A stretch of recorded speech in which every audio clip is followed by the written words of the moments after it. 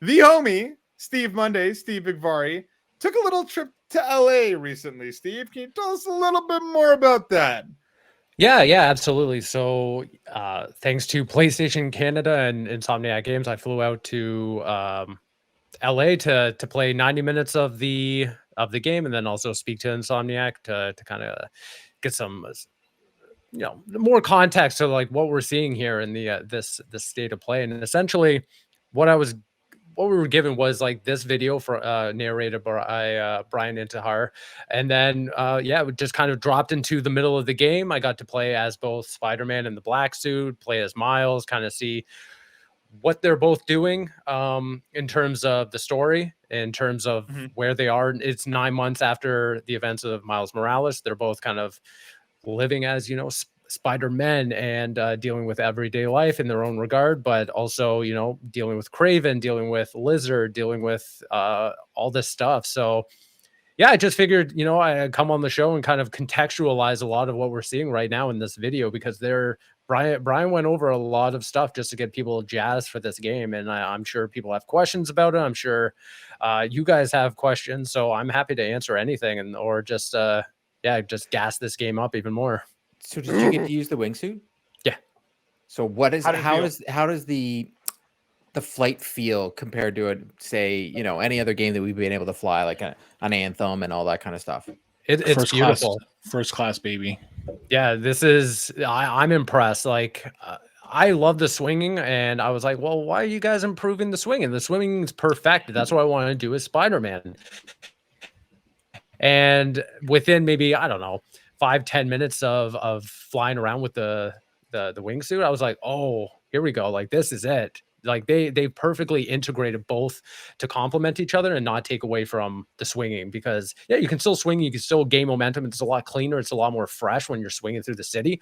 But then integrating the wingsuit, it just feels so nice when you pop those open. You can go all the way down to like street level, just like skimming like the sidewalk almost, and then come back all the way up. There are like air drafts coming in between buildings that you can kind of like follow and use that to gain momentum. You're seeing that on the screen right now. And yeah, you can just like kind of like flip between the two however you want. You're not beholden to just use the suit, the wings, or just use swinging. Like you can do both, and I think it really goes a long way to kind of speed things up, especially because they're doubling the size of the map. You have to freshen things up a little bit when they're adding Queens and Brooklyn. It's a lot to go and traverse through, especially because you're crossing over the water as well. So having the websuit there to kind of get you from point A to point B, it feels so good. I'm a true believer in it. Are you, when you switch between the two characters, is it a lot like Grand Theft Auto? You nailed it. All right. Nailed it. Yeah.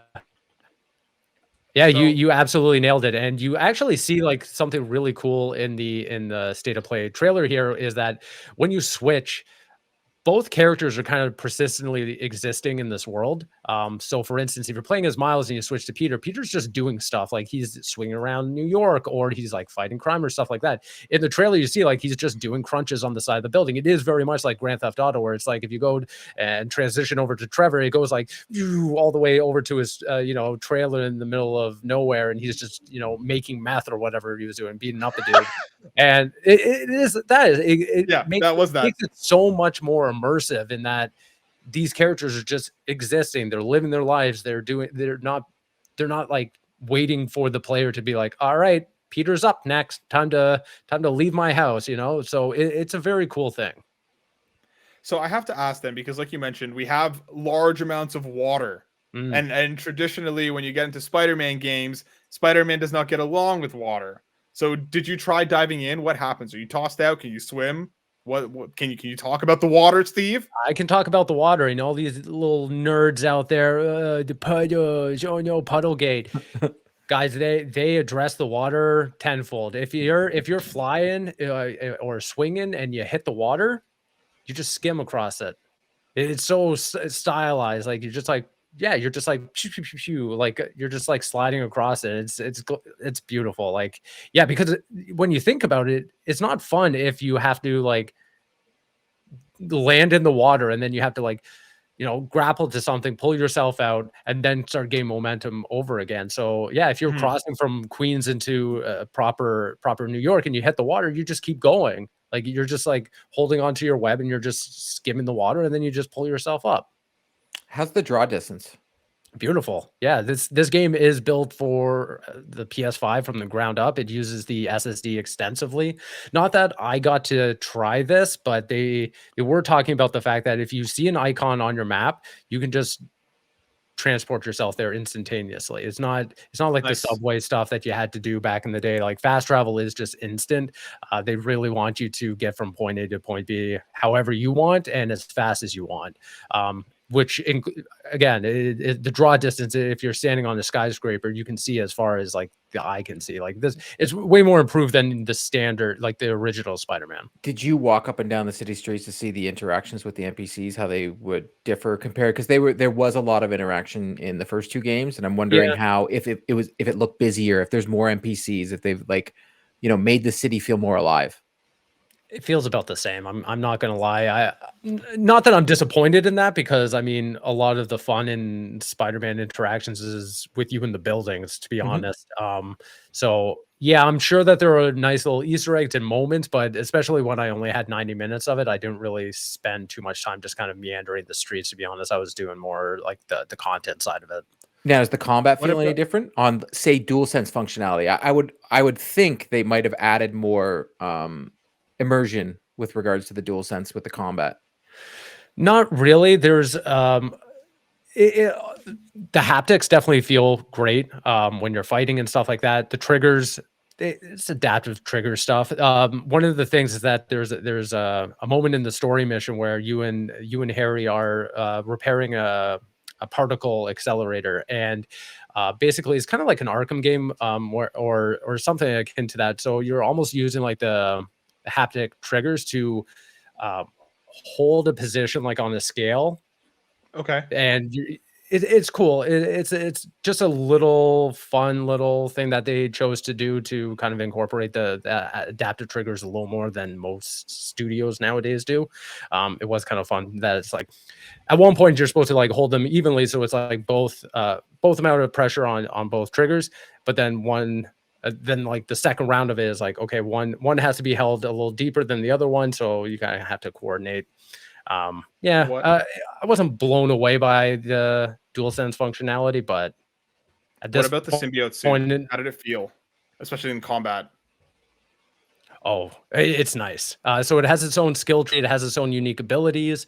Obviously, we see in the trailer there's moments where Peter will like shoot out these large tendrils out of his hands, pick enemies up, slam them into the ground. He's also shooting like tendrils out of his body, knocking enemies over and stuff like that.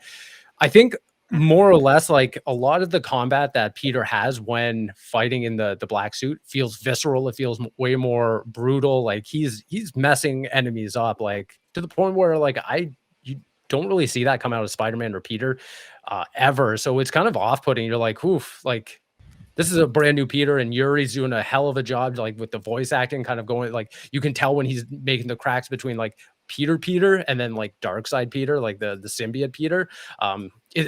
Yeah, all in all, like I'm really impressed with what they're doing with the black suit, with the symbiote suit. I think players are going to be really they're going to enjoy it for sure.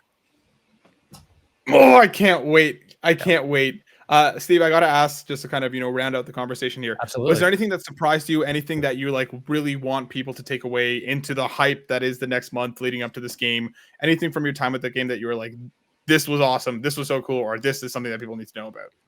I think it's the story, to be honest. I think interweaving such unique characters that you never really see interact with one another. So you have Kraven, you have Venom there, you have Lizard. It's not the standard rogues gallery that you're kind of used to seeing all together in one story. Even in the lead up to Spider-Man 2, I was like, oh, this is an interesting kind of combination of characters that we're seeing here. I don't know what to really take away from it, but the way that they frame the reasoning of each character's kind of existence in the story, albeit Venom, I still don't have a lick of clue about Venom or anything, but the reason Lizard is there versus Craven. I love what they're doing with this. I think fans are going to really enjoy all the stuff that they're doing with these characters. I'm not the biggest Craven fan to begin with, but in the very first scene that kind of opened up my demo with the interaction between Peter and Craven, I was like, oh, this guy rocks. I can't wait to see what they do with this character. I love the voice acting. I love the brutality that he's bringing to it. I'm in for this. Oh, dude, I can't wait. I cannot wait. I'm so stoked. Congrats again for getting out there. That's such a cool experience. Kudos to you and all the hard work that you've been doing. So I had to give you your flowers for that, man, because that's such a unique and amazing opportunity. And Court and I are not at all jealous. Not even a little bit. Not even 1%.